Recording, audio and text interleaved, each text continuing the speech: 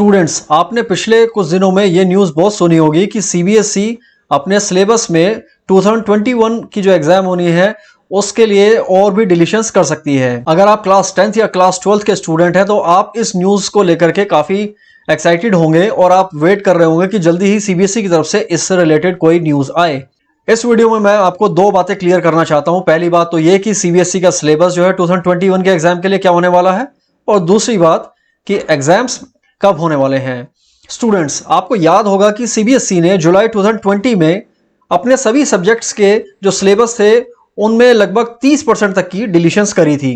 जो reduce syllabus था वो भी अवेलेबल कराया था स्टूडेंट्स के लिए। आपने उसको आई होप कि डाउनलोड किया होगा, स्टडी किया होगा और उसके अकॉर्डिंगली आप अपनी स्टडीज को प्लान कर रहे होंगे 2021 की एग्जाम जो होनी है उनके लिए।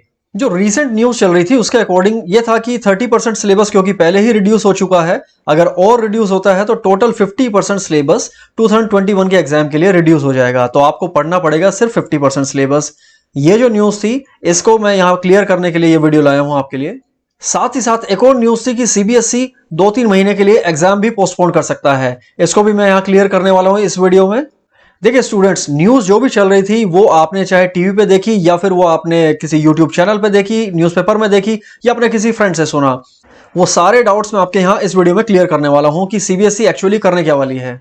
ये सारी जो न्यूज आपने सुनी थी वो कुछ हद तक सही थी और कुछ हद तक गलत थी। सीबीएसई ने ऐसा कोई डिसीजन नहीं लिया था। सीबीएसई के पास ऐसे प्रपोजल पहुंचे थे कि ऐसा कर दिया जाए, रिक्वेस्ट पहुंची थी कुछ लोगों की तरफ से, कुछ एक ऑर्गेनाइजेशंस की तरफ से।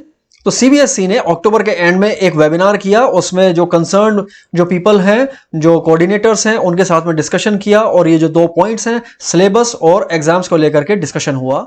और उस वेबिनार में जितने भी पार्टिसिपेंट्स ने उन्होंने सभी ने ये अपने व्यूज एक्सप्रेस करे और कहा कि अगर हम सिलेबस को और ज्यादा डिलीट कर देते हैं तो इसका एक बैड इंपैक्ट जाएगा स्टूडेंट्स के ऊपर, कि स्टूडेंट्स सिर्फ 50% सिलेबस पढ़ के क्योंकि आगे चले जाएंगे, इस क्लास 12 को पास कर जाएंगे तो क्लास 12 तो हो जाएगी, लेकिन फर्दर उनको फ्यूचर में जो कॉम्पिटिशन्स फाइट करने हैं वहां वो डेफिनेटली बैडली अफेक्टेड होंगे, क्योंकि उन्होंने 12th क्लास का सिलेबस पढ़ा नहीं है पूरा, लेकिन उन कॉम्पिटिशन्स में पूरे सिलेबस के बेसिस पे एग्जाम्स होंगे। तो ये जो बैच होगा 2020-21 का, इसके स्टूडेंट्स जो हैं फ्यूचर में प्रॉब्लम्स फेस करेंगे।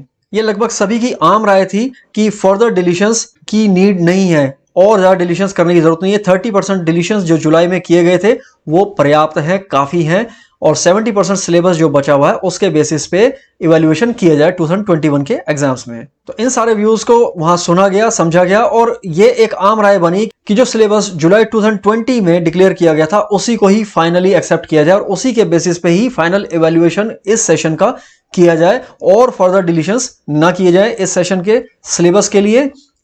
बात हुई एग्जाम को पोस्टपोन करने के लिए भी, ये भी एक बड़ा इशू है, इसके बारे में काफी डिस्कशन चल रहा था पिछले कुछ दिनों से न्यूज में और बच्चे बहुत वेट भी कर रहे हैं। सबको लग रहा है कि इस साल क्योंकि कोविड-19 की वजह से स्कूल बंद चल रहे हैं तो ऐसे में बच्चों को एप्रोप्रिएट टाइम नहीं मिल पाया, सफिशिएंट टाइम नहीं मिल पाया स्टडीज के लिए, तो पोस्टपोन कर दिया जाए एग्जाम्स को। इस बारे में भी डिस्कशन वहां वेबिनार में किया गया।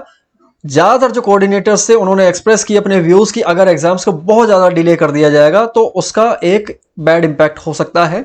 एग्जाम को अगर डिले करने की जरूरत भी पड़ रही है इस बार क्योंकि स्टडीज अफेक्ट हुई हैं, तो मैक्सिमम उसको 1 महीने के लिए पोस्टपोन किया जाए।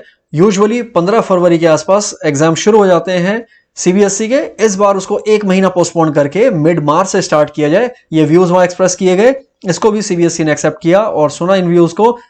हर साल मैं आपको बता दूं सीबीएसई एक एकेडमिक कैलेंडर बनाती है जिसमें एग्जाम्स का एक फिक्स टाइम रखा जाता है कि एग्जाम एनुअल कब होंगे, ताकि वो टाइमली फिनिश हो सके और उनके फिनिश होने के बाद टाइमली रिजल्ट आ सके।